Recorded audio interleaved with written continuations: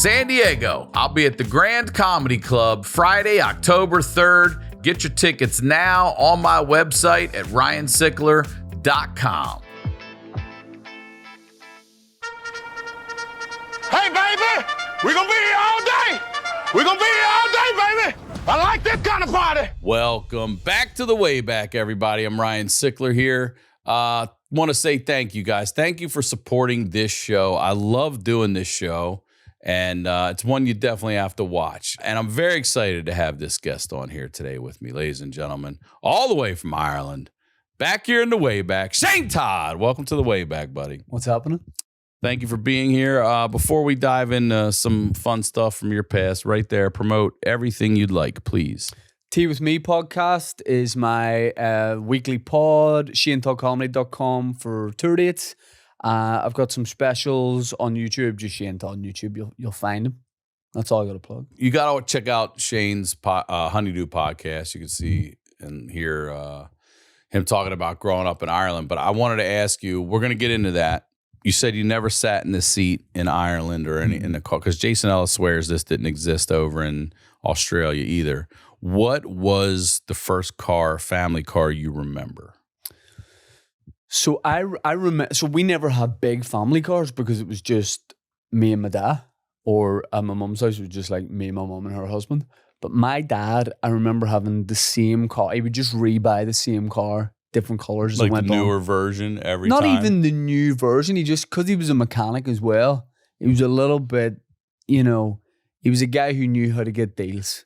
Illegal, basically. Yeah, of course. Yeah. Not really illegal, but like he would fix cars a lot, so he knew a lot of car dealers and stuff. So we always had these BMWs, and I don't know what it's called, but if we were to look up like 1994 BMW, we would find this exact kind of car.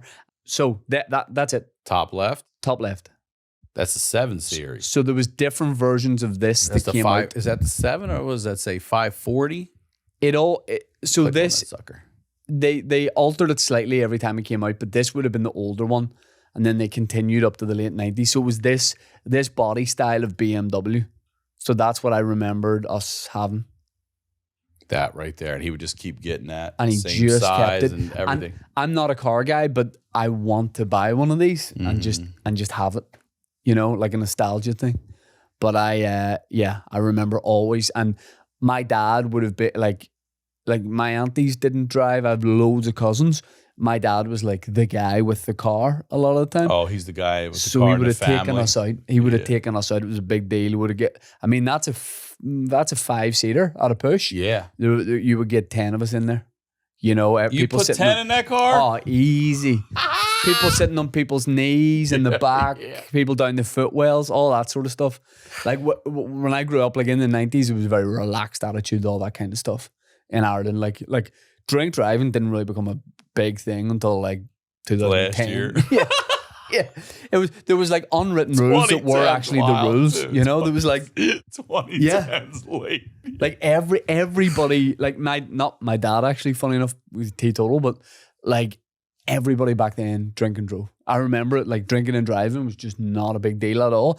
And then like the police and the government had to kind of sit everyone down and be like, I know we like a drink and this is a good fun, but like we need to all stop this, But I feel like there would have been more accidents since. Everyone was great. Like it improved. Everyone's driving back then. Yeah. I remember any accidents before they really cracked down on that. Everywhere now. But that was the car we always had. So if we were going on holiday, because growing up, everyone just like, we just went on Irish holidays. We just went. That's what I wanted to say. We would say down south. So you're going down to Southern Ireland. Okay. So you're staying in Ireland. Yep. Okay. You just get in the car. And where are you going? What's down in Southern Ireland? Well, we're talking about places like, I don't know if you've heard of these places, but we're talking about like Donegal. We're talking about Mayo. Donegal is a county in Ireland that has a lot of like small towns and villages. Like look at that second image there of the mountains and stuff. Any of those. Lots of beaches. Yeah, click on that one. Yeah. This is really what it looks like. Yeah. So to be fair, there's a filter on that. I'm sure. There's a filter on that. But this is what you guys are going down there to do and hang out. But it's stony beaches and seaside, fish and chips, ice cream. And It's funny now, if I've got to go down to these kind of areas for a show, for a gig, I put it into my sat nav and it's maybe a 5-hour drive. Feels like 5 days. Mm-hmm. Back then, I don't remember ever being on a long car journey.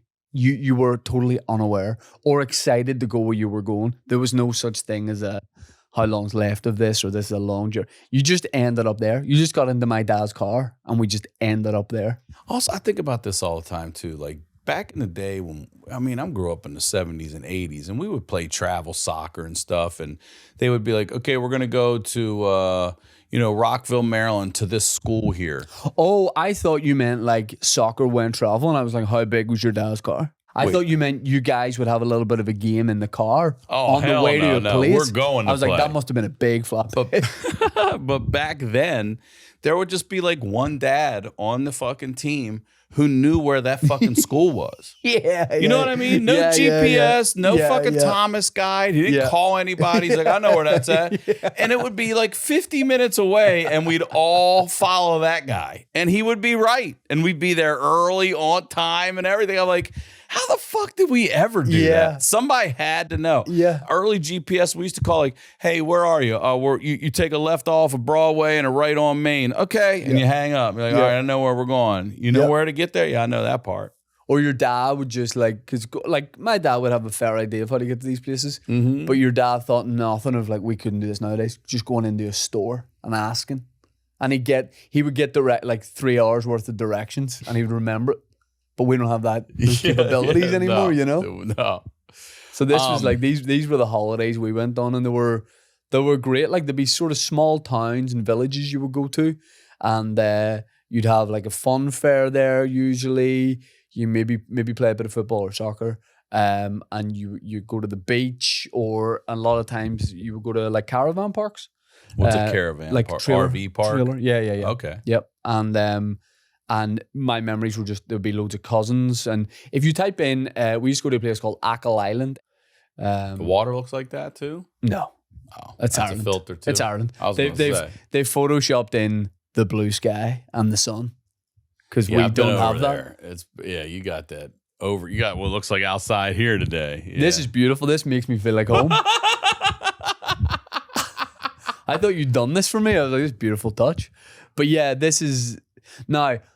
If I go to these places now, I appreciate the beauty of it and the mountains and all that kind of thing. As a kid, you don't give a fuck about any of that. How good are the chips, Mm-hmm. But my memories were, we would have stayed in maybe caravans and stuff, and you would stay up late. You were allowed to drink Coke and eat sweets until late. And I remember there's a picture of me that my dad has where I'm just lying asleep on the caravan, like the living room. What would you call like a living room? Like a main room where you sit and watch TV with couches and that family kind of room, living room. So I'm sleeping on the family room floor because there was a big bed in this caravan. There was maybe like 8 of us cousins in it, top to toe.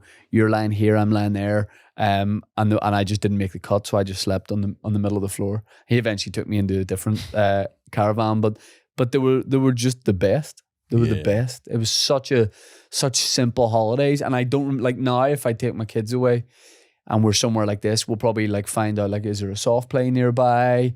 Is there like an outlet we can maybe go to? Can we book them in for this and that? There was with holidays like this, there was no plan. The parents would just leave the kids there.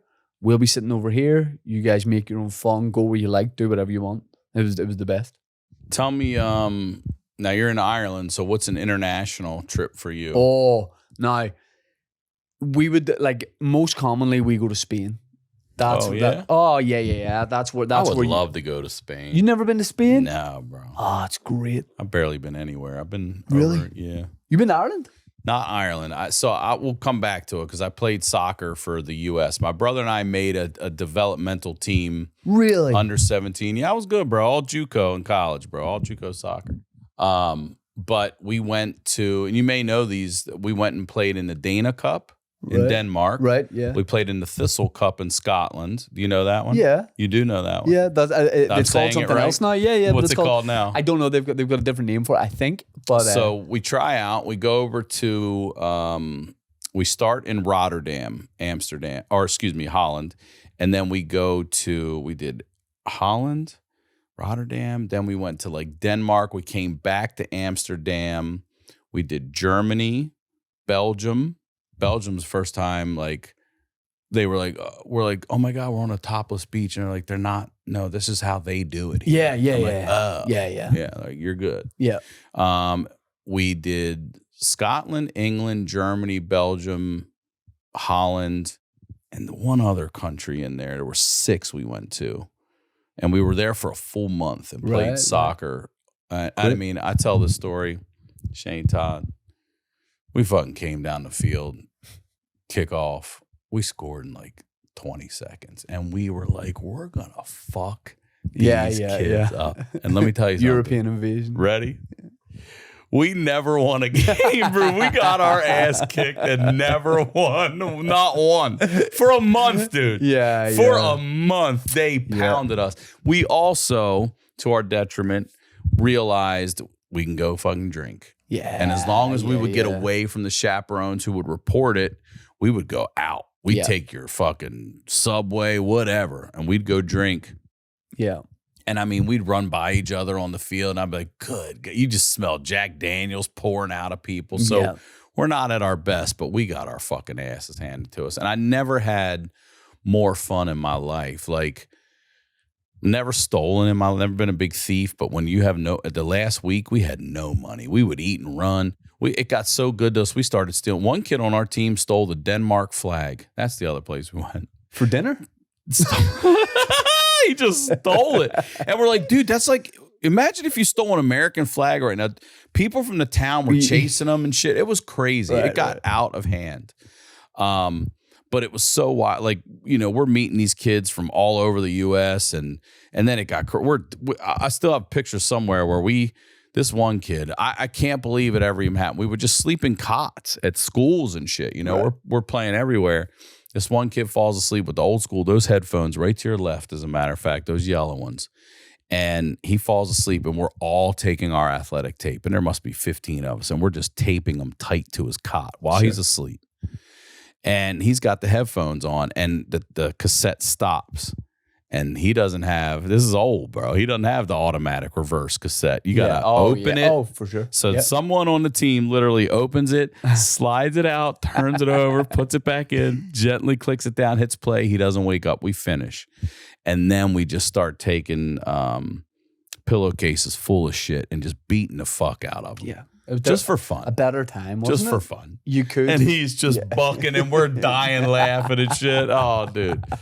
Had a great time. If that was there. Nowadays, he would get $1 million in compensation. Yeah, and we'd be kicked and a off, Netflix and then series. we'd have to make an apology video and everything else. Yeah, no, not over there. That was a wild fucking month. Yeah, to be 16 and running through Europe with no supervision. And you can drink, like drink, and we're getting our. And we're also, I loved soccer, so to play over there, your shitty fields are like our premier fields. That when they would be like, nah, this is a practice pitch. We're like, what? Yeah. This is where you practice? Yeah. I'm You're like, what's what is the this? fucking Like grass? Game field look like? Yeah. We would line up in Little League and everything, especially baseball. We'd line up on one team on the third base side, one team on the first base side. And we'd walk to the middle, just picking out rocks and glass and shit before we play. Know? Spain was the most. Spain is still the most common place.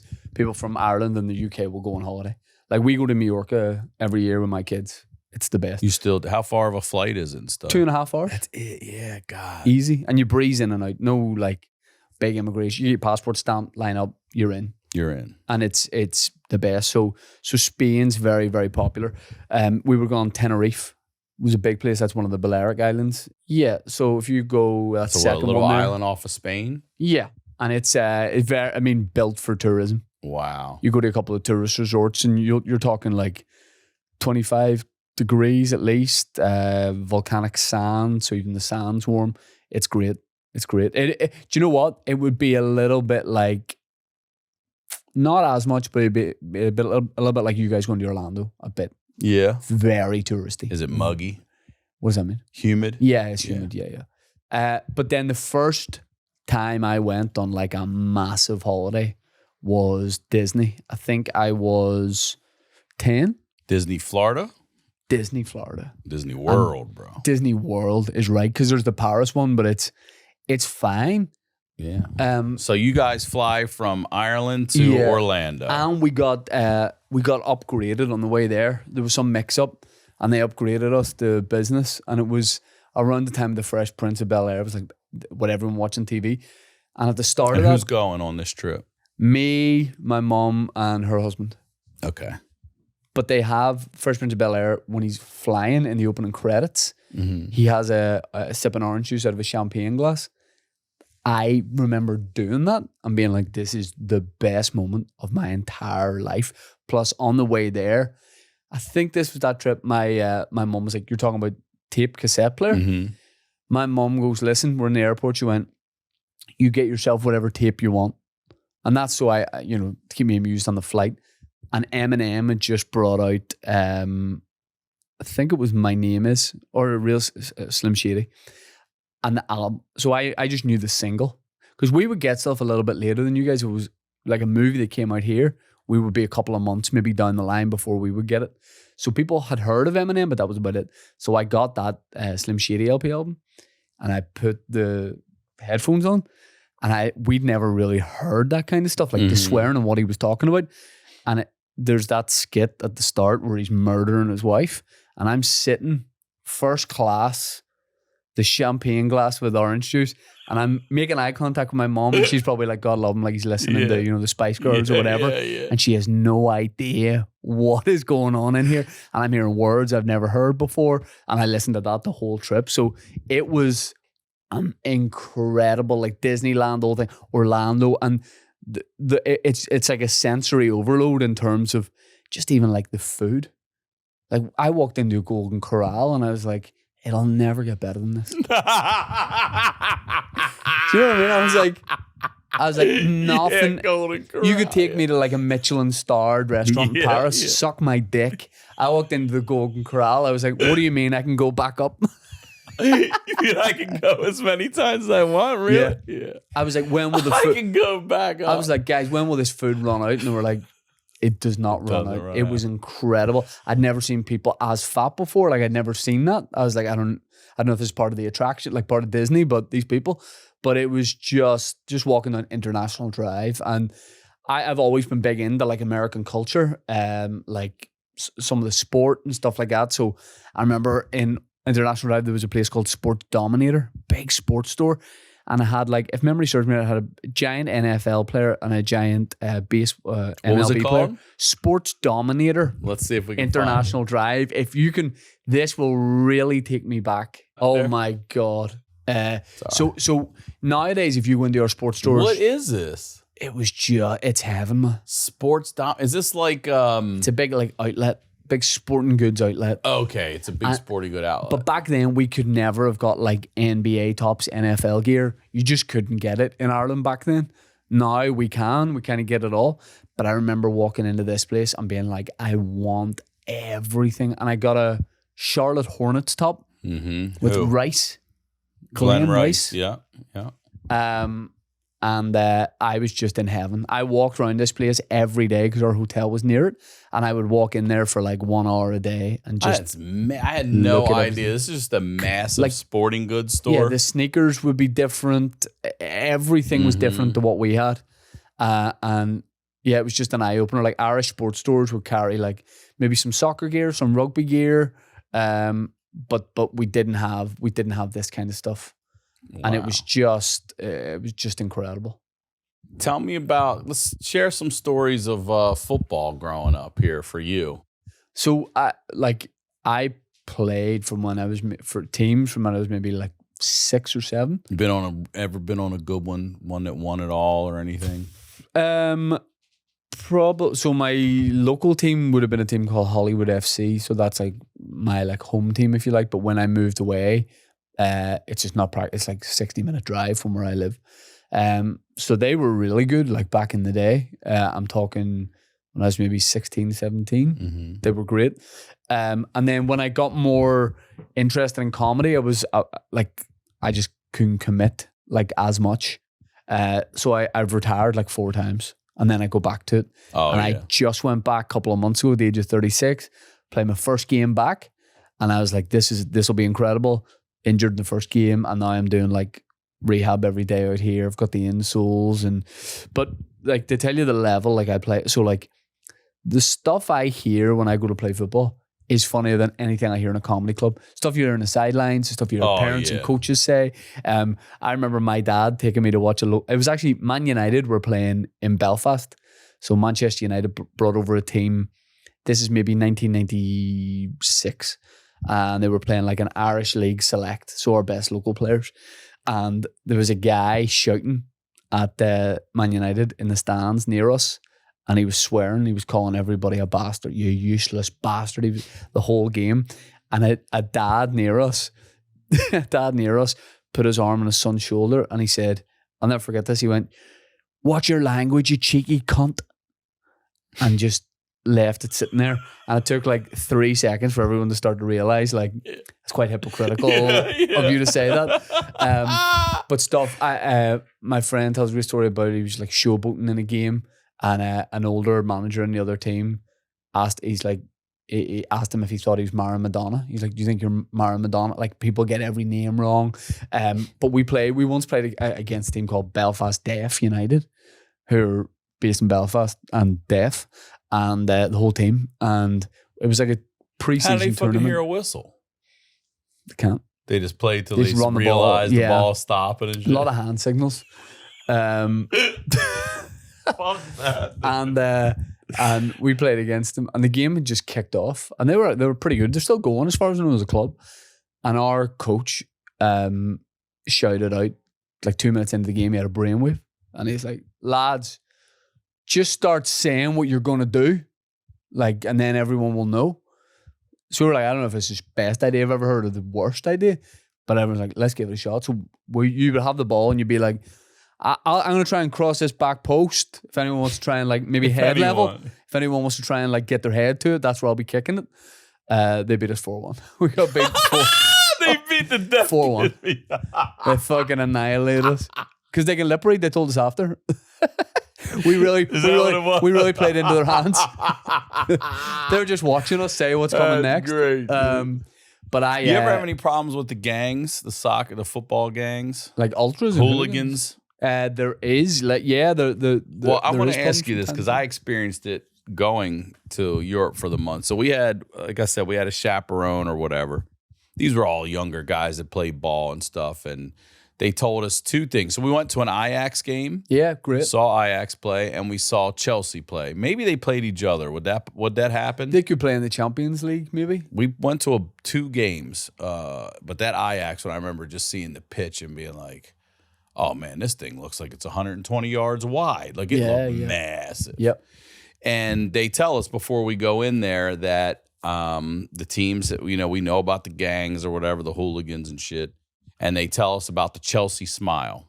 You know about the Chelsea smile? The razors? Yeah. Is that real? I would say it happened back in the day, but I would say it's become to like one guy. I'd say it's become like a little bit of a myth. Probably. There it is. So there was movies out. That first guy there, there was movies out back in the day. Mm-hmm. Elijah Wood is in a movie called Green Street about football hooligans in the UK, and the main guy's Charlie Hunnam in it, who is from Newcastle in England but cannot do an English accent in it. It is a horrific film, but worth watching. But so football hooligan culture got like very glamorized, and you would hear a lot of urban myths about it. But they did have big issues with it, especially in the 80s in England. But if you were going to see like football like back home, there could be like, because we're like, are they just trying to scare us and keep us in line? But he told us a story. So they told us about curb stomping.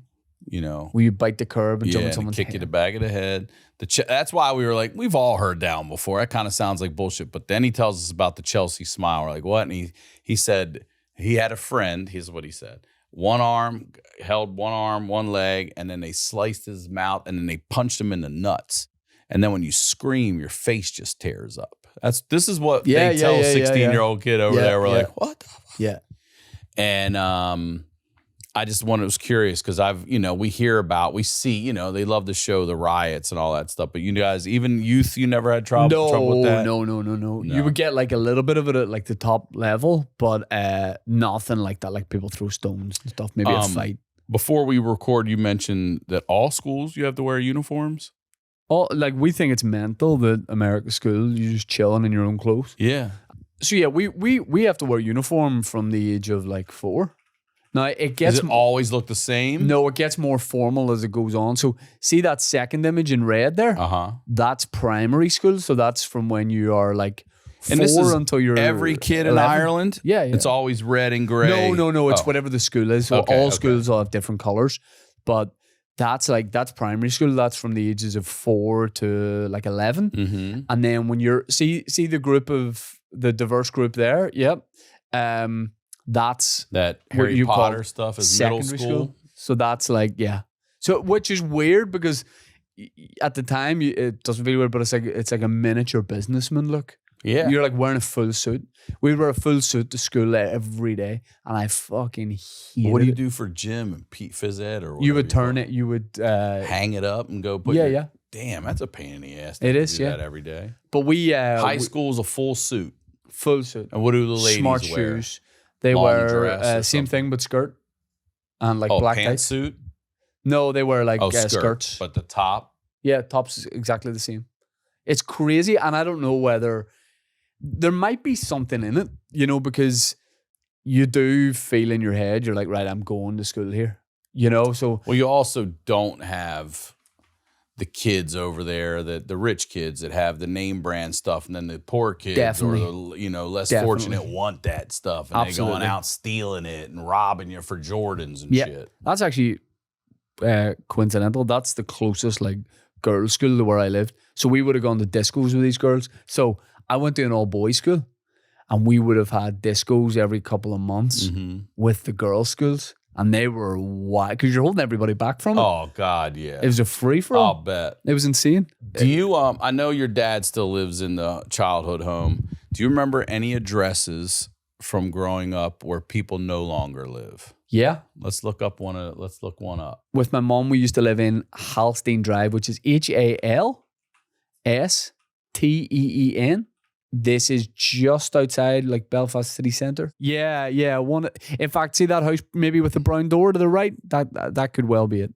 This one dead ahead. Yeah. That's the house. Yeah, that could be it.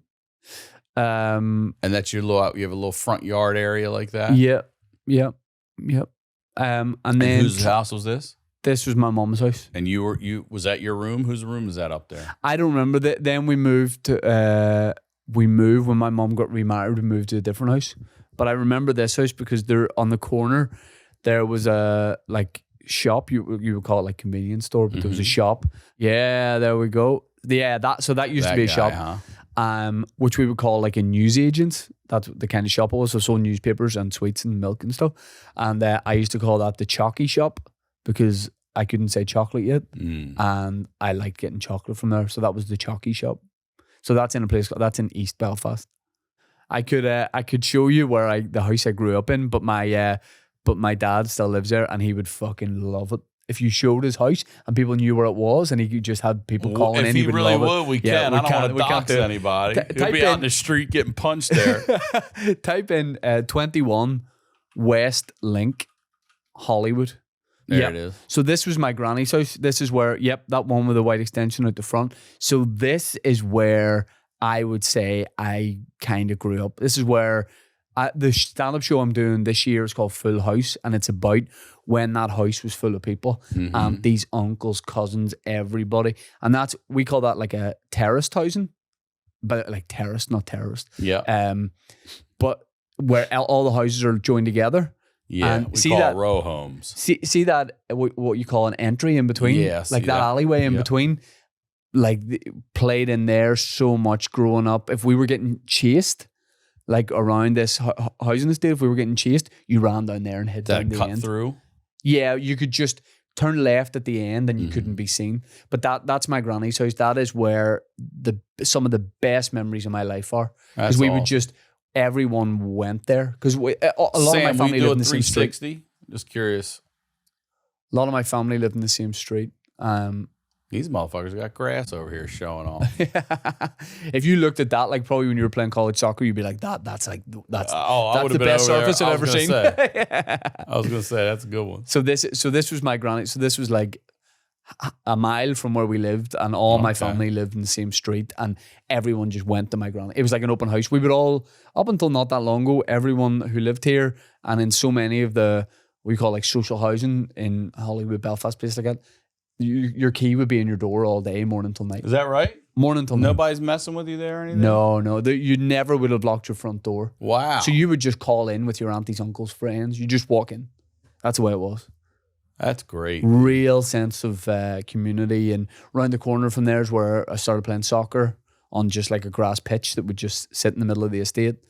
So that was, yeah. So many great memories in there. Dude, thank you. Thank you for doing this, Shane Todd. No problem. It's a good one, man. You're a good dude, brother. Please promote there. Promote everything you like. Your special, your shows, all that stuff. Yeah, ShaneToddComedy.com for dates that I've got coming up. I'm going to be touring early 2026. Shane Todd on YouTube. You'll find me on there. Specials. That's where my podcast, Tea With Me podcast is. And thanks so much for this. I'm saying that this is the first time I've been in an American podcast studio and done a pod. And it's the first 2 American pods. First 2. And first time sitting in a Wayback, bro. Yeah. Look at that. That's We're great. knocking a lot of here. That's great. Bro. We're knocking a lot of them. As always, Ryan Sickler on all your social media. We'll talk to y'all next week.